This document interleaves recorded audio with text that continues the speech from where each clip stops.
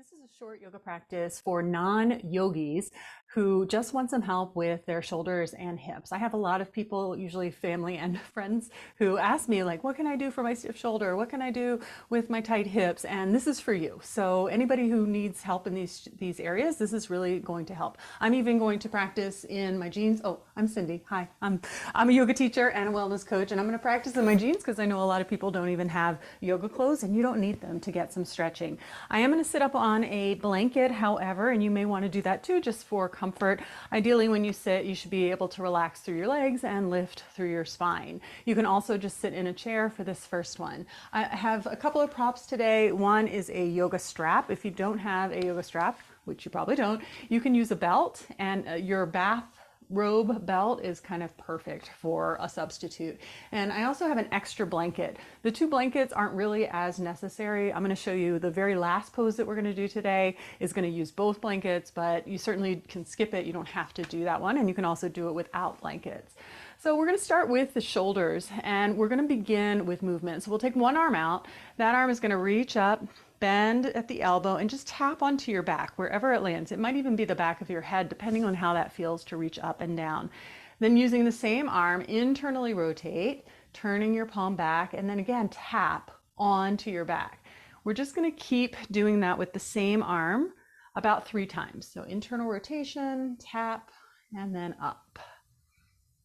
Good. And then relax that arm, do the other side, one arm at a time.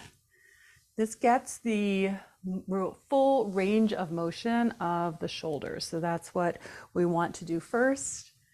And that's just going to help lubricate the joint with movement. Now, once you've done it 3 times, top and bottom on each side, we're going to start to do both arms together. So one goes up and one comes down. And you want to do that a few times as well to get used to how that feels. Now, dipping your head a little forward can sometimes really help, especially with that top hand. And then you're going to hold. So one of the ways you can hold is simply by grabbing hold of your shirt. So you've placed your hands, and you might be able to just flip your hands and hold your shirt like so. Another option is to use your yoga belt. One arm up. That's where you drop the strap down your back and you hold here.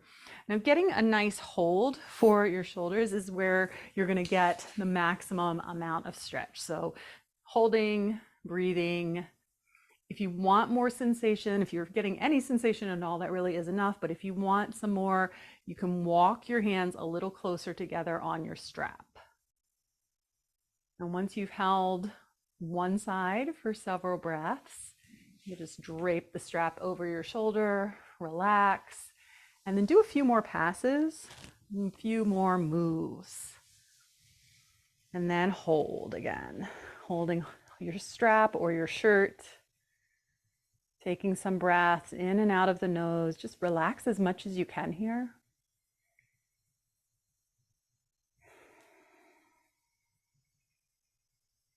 When you feel even with your first side, let go. The other thing that you can do for your shoulders is a stretch across your chest, and it really gets the front of the shoulders. The way you'll do that is to clasp your hands together behind your back, and I'm only coming off my blanket so you can see more easily. Clasp hands together behind your back, then descend the hands towards the floor as you straighten your arms. Now, both of these shoulder exercises can also be done standing. So if that's more comfortable for you, absolutely just stand instead. Maybe your elbows will straighten more and you can bring the hands further away from your pelvis. Again, that's the path to more, which may not be recommended for your shoulders. My thought is if it causes pain or strain, then don't do it. Back off a little bit. You want something to feel like it's happening, but not too much. And then once you've released that, we will come onto our back. So as you make your way onto your back, I always say that using a blanket or something as a pillow under your head just helps you to stay here more comfortably. Have your strap with you. And once you've settled onto your back, knees are bent, feet flat. Then bring one of your knees in towards you and loop around your foot. So just lasso your foot, then take the foot generally up towards the sky. You can wrap the strap around your hands to get a really good hold of the strap. Now the knee can stay a little bent, and if the knee is a little bent and you draw your thigh closer to your rib cage, you're going to feel the stretch more right in the back of the hamstrings, which might be welcome.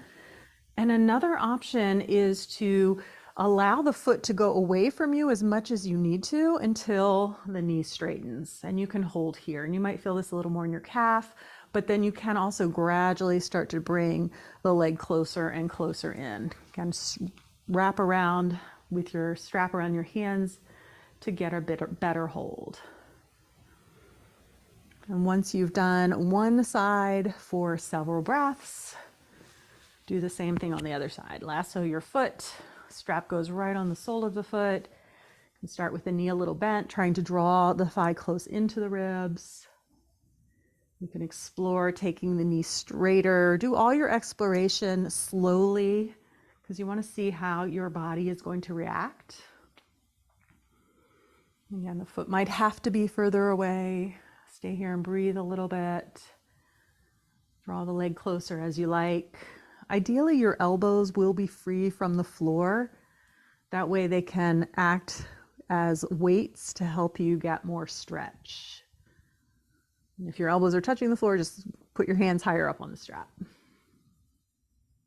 Good, and then let's let that relax. In the between poses, you can always bend your knees, place your feet flat, and then windshield wiper the knees side to side. Sometimes that can be a nice way to get some movement in the hips before moving on to the second exercise.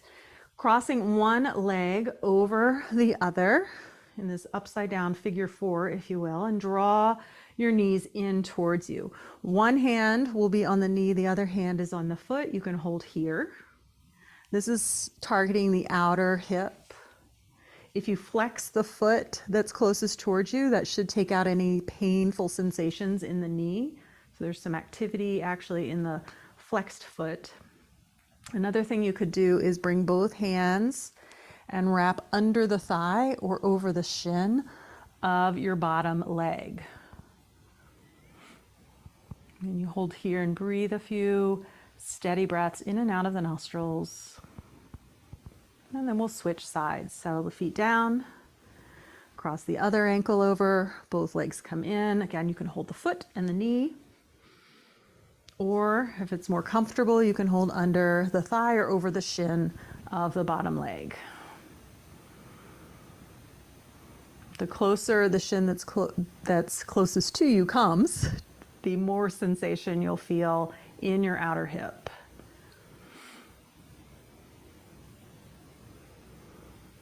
Good, and then just settle the feet down.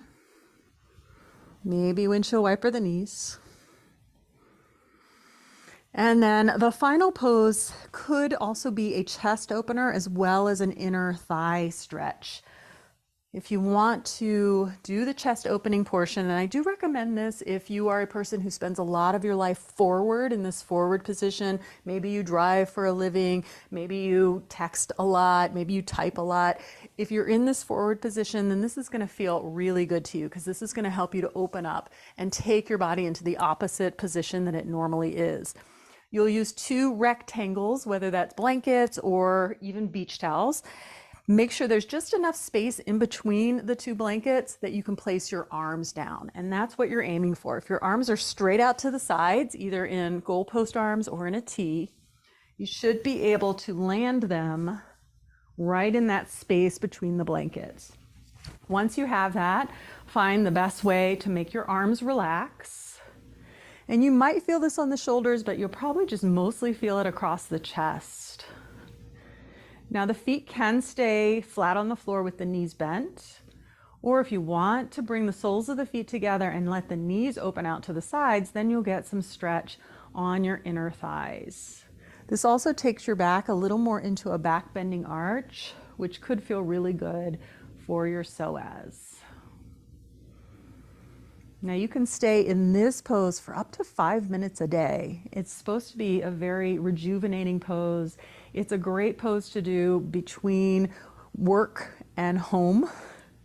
So if you first get home from work and you just need to undo your day, this is a great pose to take.